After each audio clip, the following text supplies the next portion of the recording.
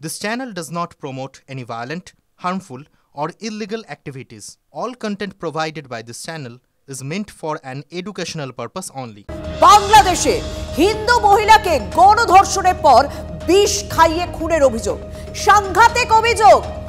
বাংলাদেশে হিন্দু মহিলাকে গণধর্ষণ করা হয়, সেখানেই শান্ত নয়, তারপর তাকে বিষ খাইয়ে খুনের অভিযোগ হচ্ছে। বাংলাদেশের নড়াইলে এই নারকীয় ঘটনাটি ঘটেছে। মৃত্যুর আগে ছেলেকে ভয়ঙ্কর অভিজ্ঞতার কথা জানিয়েছেন ওই নির্যাতিতা।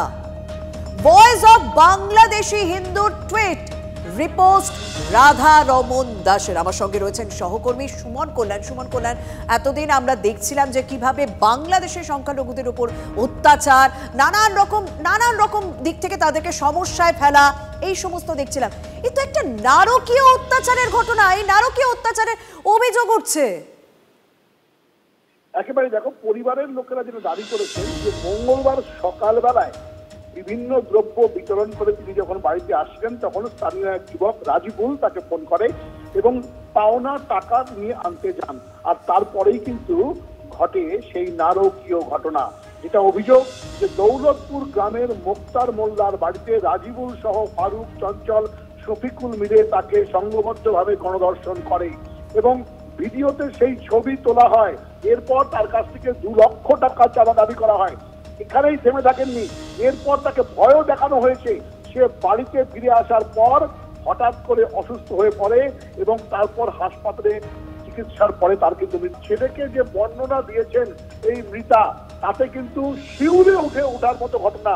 এবং গত বৃহস্পতিবার রাতে তার মৃত্যু হয়েছে। যে পরিস্থিতি তৈরি হয়েছিল, যে ঘটনা ঘটেছিল, একের পর এক যে ঘটনা প্রবাহগুলো তিনি বলে গেছেন, সেটা কিন্তু জানান দিচ্ছে যে বাংলাদেশে এই মুহূর্তে সনাতনীদের অবস্থা কি এবং সনাতনী এবং বিশেষ করে হিন্দু হলেই তাদের উপর এইরকম নারকীয় পাশবিক অত্যাচার হচ্ছে এবং প্রাণ ভয়ে তারা কিছু বলছেন না এবং পরবর্তীতে প্রাণ হারাচ্ছেন।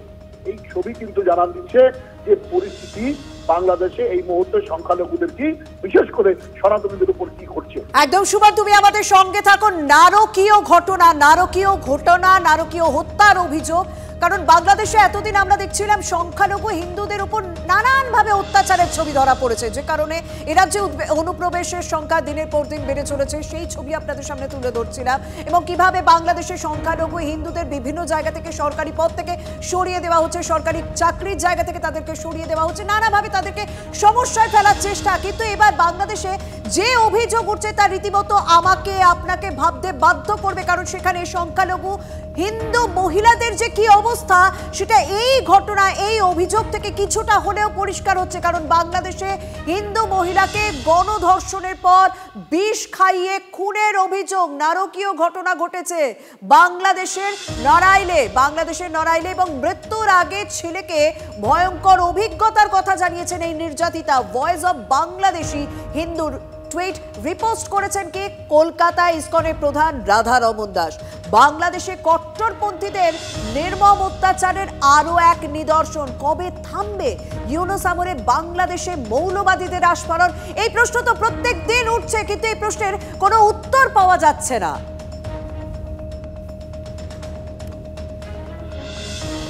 যে কথাটা বারবার বলছি না, বাংলাদেশের সংখ্যালঘু নিপীড়ন এখনো পর্যন্ত দেখা যাচ্ছে। শিক্ষককে, ওই যে বলছিলাম সরকারি পদ থেকে সরিয়ে দেওয়া হচ্ছে, সরকারি চাকরি থেকে সরিয়ে দেওয়া হচ্ছে, সেরকমই আরো একটি অভিযোগ, শিক্ষককে জোর করে চাকরি থেকে ছাঁটাই। ছাত্রদের সামনে মারতে বের করে দেওয়া হলো স্কুল থেকে। এক স্যান্ডেলে চাঞ্চল্যকর ভিডিও পোস্ট শুভেন্দু অধিকারী। কি তার অপরাধ? সনাতনী হওয়াটাই কি তার অপরাধ? মমতা বন্দ্যোপাধ্যায় কি এ নিয়ে মুখ খুলবেন না? এরকমই প্রশ্ন তুলেছেন শুভেন্দু অধিকারী। তার মনে হয় ভোট ব্যাংকের স্বার্থেই নীরব রয়েছেন মমতা বন্দ্যোপাধ্যায়। এক স্যান্ডেলে আক্রমণে শুভেন্দু অধিকারী।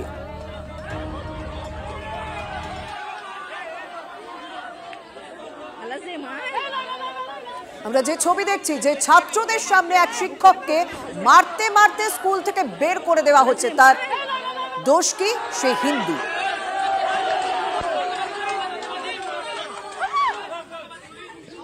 আর এই পোস্ট এক্স হ্যান্ডেলে করেছেন শুভেন্দু অধিকারী, রাজ্যের বিরোধী দলনেতা। সনাতনী হওয়াটাই কি তার অপরাধ? এই প্রশ্নও তুলেছেন তিনি।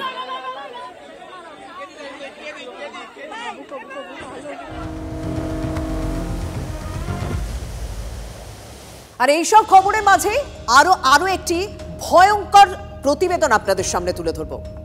2004 সালের 1 এপ্রিল পাকিস্তান থেকে চট্টগ্রামে পৌঁছয় জাহাজ।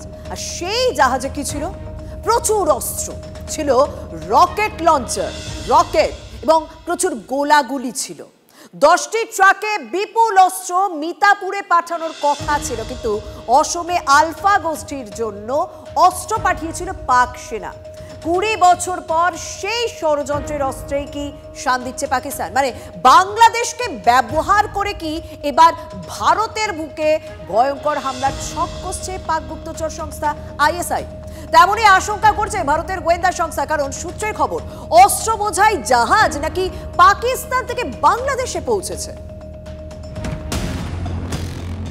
ভারতকে শত্রু ভাবছে বাংলাদেশ, আর সেই সুযোগকে কাজে লাগিয়ে বাংলাদেশের কাঁধে বন্দুক রেখে কি ভারতের বিরুদ্ধে বড় ষড়যন্ত্র করছে পাকিস্তান? বাংলাদেশের বন্দরে দাঁড়িয়ে থাকা একটি জাহাজকে কেন্দ্র করে সেই রহস্যই দানা বাঁধছে। বিস্ফোরকে ঠাসা জাহাজ, বড় ষড়যন্ত্র পাকিস্তানের। জাহাজের নাম MV আল বাখেরা। জাহাজে ছিলেন প্রধান নাবিক সহ 8 জন। বাংলাদেশের চাঁদপুর বন্দরে নোঙর করা সেই জাহাজ থেকে রহস্যজনকভাবে উদ্ধার হয় 6 জনের রক্তাক্ত দেহ। গুরুতর আহত একজনের শ্বাসনালী কাটা। এখন প্রশ্ন হলো, কে বা কারা খুন করলো? কেন খুন করলো? বাংলাদেশ প্রশাসনের দাবি জলদস্যুরা হামলা করতে পারে, কিন্তু সেই উত্তরে সন্তুষ্ট হচ্ছে না ভারতের গোয়েন্দা সংস্থা। তাদের দাবি জাহাজের কর্মীদের মুখ বন্ধ করতেই এই খুন। কারণ সূত্রের খবর এই জাহাজে করেই ঠাসা বিস্ফোরক পাঠিয়েছে পাকিস্তান। গোয়েন্দা তথ্য অনুযায়ী আল বাখেরা জাহাজটি পাকিস্তানের করাচি থেকে চট্টগ্রামে পৌঁছয়। জাহাজে 250 কেজি RDX থাকার আশঙ্কা করছেন গোয়েন্দারা। একই সঙ্গে জাহাজে 100টি AK-47 রাইফেলও ছিল বলে খবর। জাহাজে ছিল আরো প্রচুর গোলা বারুদ। সব খবর গোয়েন্দা সূত্রে। বাংলাদেশ প্রশাসনের দাবি জাহাজে 720 টন পশু খাদ্য রপ্তানি হচ্ছিল, কিন্তু গোয়েন্দাদের অনুমান পাকিস্তান থেকে অস্ত্র বাংলাদেশের মাটিতে ঢুকেছে। বিশেষজ্ঞদের মতে যে পরিমাণ RDX পাচারের আশঙ্কা দেখা দিয়েছে, সেই বিস্ফোরক দিয়ে অন্তত 250 জায়গায় ভয়ঙ্কর বিস্ফোরণ ঘটানো সম্ভব। শেখ হাসিনার সরকারের পতনের পর পদ্মাপাড়ে কট্টরপন্থীরা খোলা হাতে তাণ্ডব চালাচ্ছেন। একদিকে যেমন ভারতের বিরুদ্ধে বিদ্বেষ ছড়াচ্ছে, তেমনি পাকিস্তানকে বুকে আগলে নিতে চাইছে বাংলাদেশ। আর সেই সুযোগকেই কি কাজে লাগাচ্ছে ইসলামাবাদ? বাংলাদেশের কট্টর সংগঠনগুলিকে অর্থ জোগানোর অভিযোগ পাক গুপ্তচর সংস্থার বিরুদ্ধে। বাংলাদেশকে ব্যবহার করে কি ভারতের বিরুদ্ধে বড়সড় কোনো ষড়যন্ত্রের ছক কষছে পাকিস্তান? সেই আশঙ্কাই ক্রমশ জোরালো হচ্ছে। TV9 বাংলা।